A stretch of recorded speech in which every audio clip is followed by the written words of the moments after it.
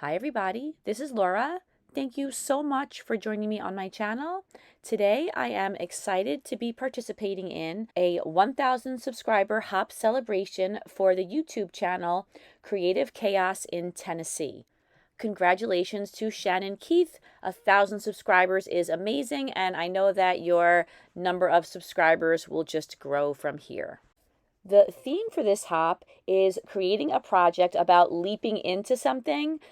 Shannon suggested it could be a new job or a project or literally leaping into something like jumping off of a cliff. I didn't have a super original idea for this one, so I decided to go with a more literal interpretation. I'm going to use a photo of my two daughters at the beach. We love to play in the water and jump in the waves, so hopefully that satisfies the requirement of this hop. For the layout, I'm using an older Prima marketing collection called Surfboard. I love the colors of this collection. I also love this beautiful wave paper that was in the paper pad that I had. As soon as I saw that paper, I just knew I had to fussy cut out those waves. And then after I cut out a large piece of paper that had waves on it, I cut out some smaller sections of individual waves, and then I used some foam and I popped those up and placed them over the matching wave that was underneath on the larger paper. I hope that that makes sense. I liked the dimension and the movement that adding those overlapping pieces added to the layout. I was at a scrapbooking retreat when I filmed this, so I didn't have my regular filming setup. So I think that the camera was just a little bit too close to the layout. So I'm sorry about that, but hopefully you can still get an idea of what I'm doing here. So I have my photo on the left-hand side. That's a 4x6-inch photo. I matted it on some white cardstock. I'm going to mat it again on a piece of matching pattern paper from the same collection, and then mat it one more time on another piece of white cardstock. You'll see that in a little while. When I put the photo down, I realized that I wanted to add a little bit more dimension right to the right of the photo, so I cut out one more section of wave and popped it up on some foam. And now here you could see that I have matted my photo, like I said, again on some pattern paper and then again on a white border. And I attached that down to the background using my ATG adhesive. While I was at this crop, I purchased this Echo Park background stencil. I thought that having a few starfish on the background would be a nice touch. However, I didn't have any modeling paste with me. I was using a sponge and some white gesso, and I really didn't like the way the stenciling was coming out. It's a very fine stencil, and I think that it would have worked a little bit better with modeling paste, but I was okay with the stenciling that I did get into the background because it did add a little bit of a white element and it broke up the pink background a little bit. I forgot about this stencil and I haven't used it since, but I would like to give it a try with some modeling paste. I had a number of these really pretty Prima flowers, so I'm going to use a number of those on the layout.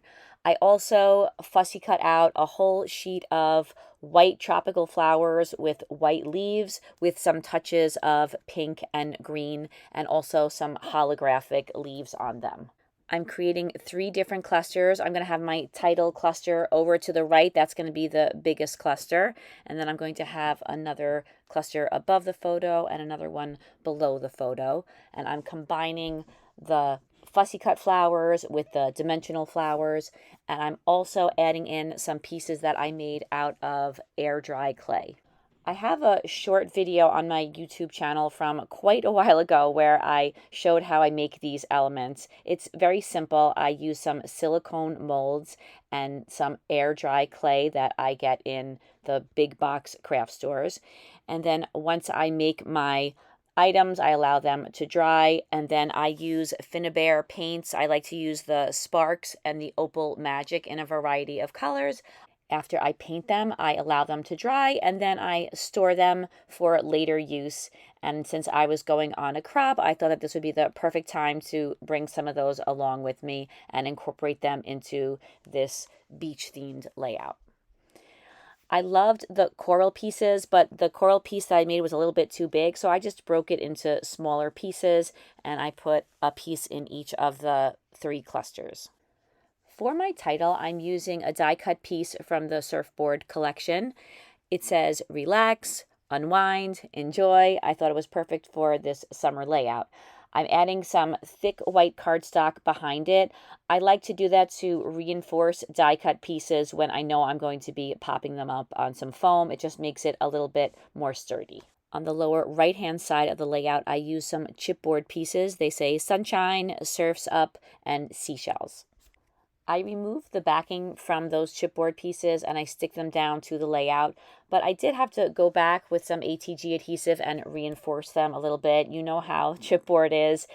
Even when it's sticky, it never seems to be quite sticky enough. So I always like to add a little bit of extra adhesive to them. I have two starfish on the right-hand side of the layout. I end up removing the darker coral one. I guess I just thought it was too many elements scattered around those waves. I used some liquid glue, so when I removed the coral color starfish, it ripped the paper a little bit, so I had to cut out a piece of white cardstock and layer it on top of that wave that's right above the chipboard pieces. And if you look carefully in the final photos, you'll see that I had to mend it a little bit, but I don't think it's super noticeable. I don't always think of gel glue as being a really strong adhesive. When I want a really strong adhesive, I tend to use gel medium, but I have to say that it held all of these clay pieces down to my layout and none of them fell off. So I found another good use for gel glue on this layout. Photo corners are one of my favorite embellishments. I add them to not all, but most of my layouts. I like to use an EK Success scalloped photo corner punch. You can see it on my mat in the upper left-hand corner. And I used that along with some pattern paper to create some blue photo corners that I put in 3 of the 4 corners. It seems that those chipboard pieces were not staying put, so I decided to add some gel glue to those as well, since I was sure that I liked where I had placed them on the layout. I added some small pink enamel dots to each of the photo corners. We had to take a break. I'm not sure. It might have been lunch or dinner. And I had a number of things that I still wanted to do to the layout. So you can see I left a little list on my table. It's in the upper left-hand corner of the screen. I didn't want to forget what touches I had planned to add to the layout while I was taking a break. And one of the things that I wanted to do was to add some touches of white gesso to the flowers. I really like the way dabbing on a little bit of gesso adds a really nice highlight to these flowers. And then I continued right on and added some white highlights to all of the clay pieces that I have as well. When I add white highlights, I like to use the dry brush technique, which, if you're not familiar, simply means that the brush is dry when you add the paint to it. It's not dipped in water, and that creates a different effect than it does if your brush is wet when you add the gesso to it. I think that I added a little bit too much paint to that coral starfish that's to the left of the title, but don't worry, I'll go back in a little while and I'll spread that out a little bit. It looks really like a white blob right now. I hope that you'll check out Shannon's channel. Again, it's called Creative Chaos in Tennessee.